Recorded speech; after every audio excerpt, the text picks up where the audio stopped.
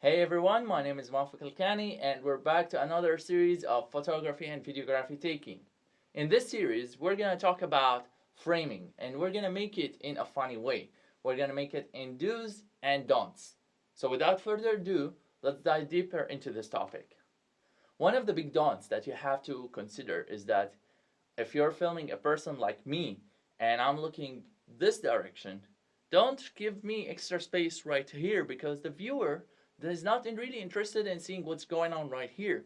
They want to know who am I talking to or why am I looking this direction.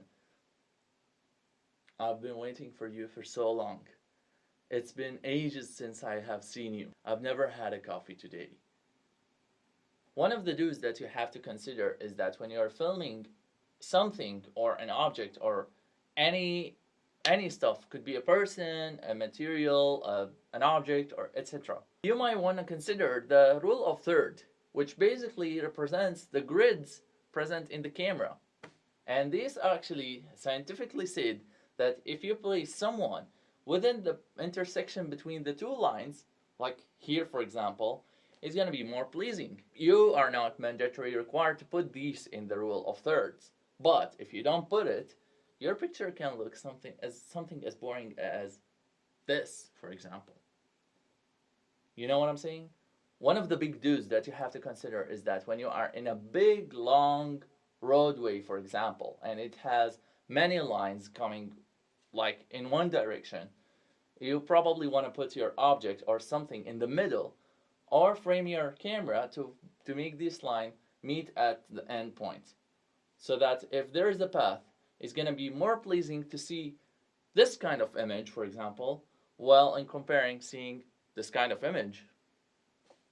Don't consider putting your object away from the pattern that is present behind. You're going to ruin the image, you're going to ruin the pleasing scene for people, you're going to also distract the audience from viewing either the object or the scene behind you. So don't do that.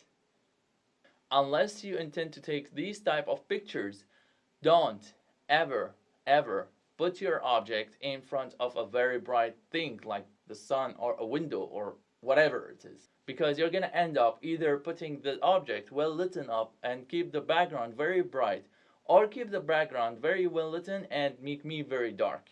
So don't ever do that. Please do not consider putting an object in front of a pole or a stick or anything that's going straight above the object's head. You never want people to double think where the stick or pole is coming from, if you know what I mean.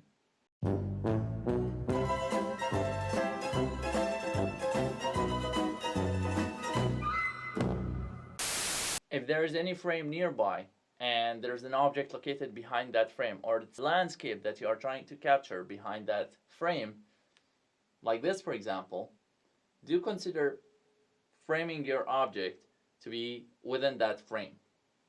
This is one of the nice things that you can capture. Maybe something like that or like this.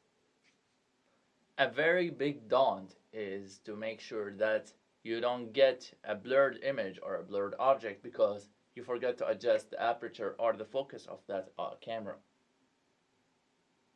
I want to be on focus, guys. I don't want to be blurred. One nice do is to consider having a balance in your frame. You want an object that is located, for example, in the middle with an exact symmetry between the left and the right, the top and the bottom. There's a balance in this. Don't, for example, consider putting an object, for example, on a very side and he's not doing a conversation with someone and he's looking to you. Don't consider putting him aside and not having a balance in your frame. If you are in an environment that you have a lot of things going on around you, do not ever put your object interfered with something like sticks, like the people, or anything in your environment. At the end of the day, you're framing me and you want to take content of me to the audience to see. You don't want these lousy stuff to be interfering with you. So don't do that at all. If you are in a very nice scenery but you always encounter a very small thing that's gonna ruin the beauty of that image, please don't put it in the frame. Just take it out. Or direct your camera in another direction to get the same nice scenery without showing people the bad stuff. You want good content. You don't want people to be disgusted while seeing this content. A nice do's that you can consider is when you are in a nice place and you want to capture this amazing view, or you want to capture that object from this perspective, which is the regular perspective.